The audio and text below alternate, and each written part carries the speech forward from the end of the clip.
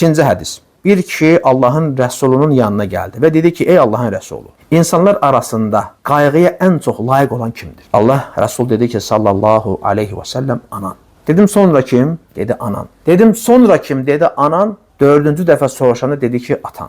Bu hədis göstərir ki, valideynlərin haqqı çox böyükdür. Görürsən, demədi ən çox övladın, zövcən, xanımın, dedi anan, sonra dedi atan. Demək, valideynlərin haqqı həqiqətən böyükdür, güzel qardaşlar. Bəzi insanlar var, təəssüf olsun ki, evlənəndən sonra, istər kişi olsun, istər qadın olsun, valideynlərin unudur, tərk edir, ya da salmaz, xatırlamaz, vaxtın əksəriyyətini öz övladı, xanımı ilə keçirir. Bunu başa düşürəm, bu təbii hallar ki, unutmaq, axtarmamaq, maraqlanmaq, bu artıq ayıbdır.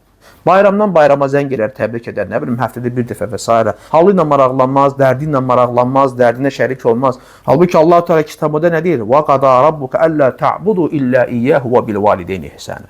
Allah Teala buyurur ki, Allah sizə ondan başqasına ibadət etməməyi əmr elədi. Yəni, yalnız ona ibadət etməyi və valideynlərinə yaxşılıq etməyi əmr elədi.